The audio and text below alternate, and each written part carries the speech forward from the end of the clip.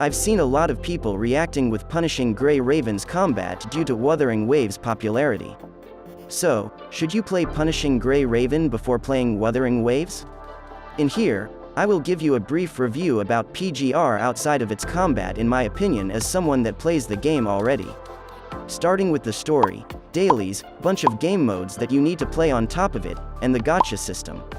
So let's start with the story. If you are coming from games like Fate or Arknights before, then reading the story in PGR is going to be easy. Because most of the time, you are going to read the story by yourself without any voice acting or cutscenes.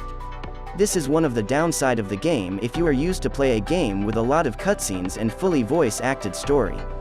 The quality of the story writing itself isn't that bad, but you have to endure a little bit until chapter 10 before the story jumps into the interesting part of it. To be honest with you, a lot of people stop playing before chapter 10 because they think the story is kinda boring. So if you can endure until that chapter, I promise you the story is going to be better.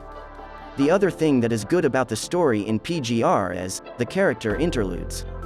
It is basically the background story of each playable character in PGR. All of them are good to the point that it took my interest more than reading the main story. So if you feel like you had enough reading the main story, make sure to read the interludes next, just in case to make sure you won't mission out the other part of the story. Daily mission in PGR is quite easy to do, but the thing that you should pay attention about are bunch of game modes that you need to play almost in daily basis. This game modes are War Zones, Pain Cage, Norman if it is available, and not including event stages in Guild Challenge if you are in a competitive guild. It feels like there are a lot of things you need to do, but if you want to play casually, then the only thing that you need to pay attention are War Zones and Pain Cage. Because both War Zones and Pain Cage are needed to clear your weekly mission, so at least you need to clear both of them every week to claim your mission reward.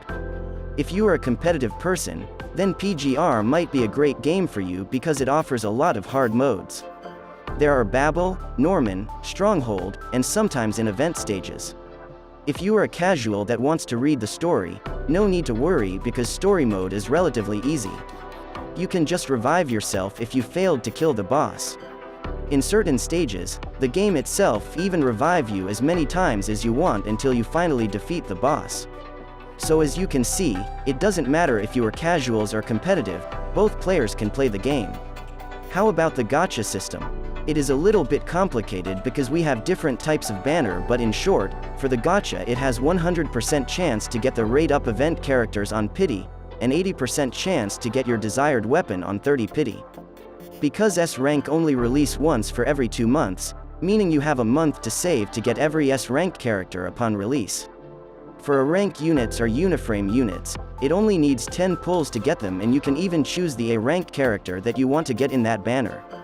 So as you can see, getting the first copy of a character is relatively easy.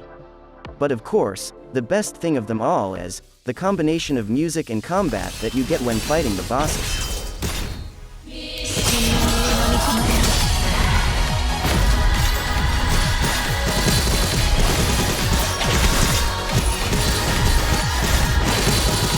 If you do a perfect parry alpha with Marwal playing in the background by yourself, you will get a massive goosebumps all over your body.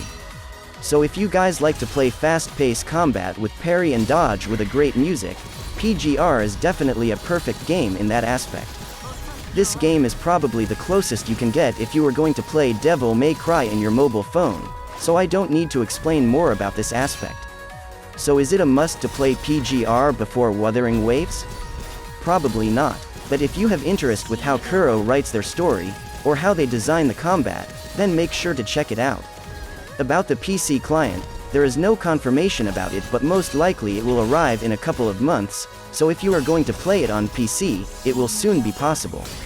That's all about the video. I hope it gives the information that you need, and I see you guys next time.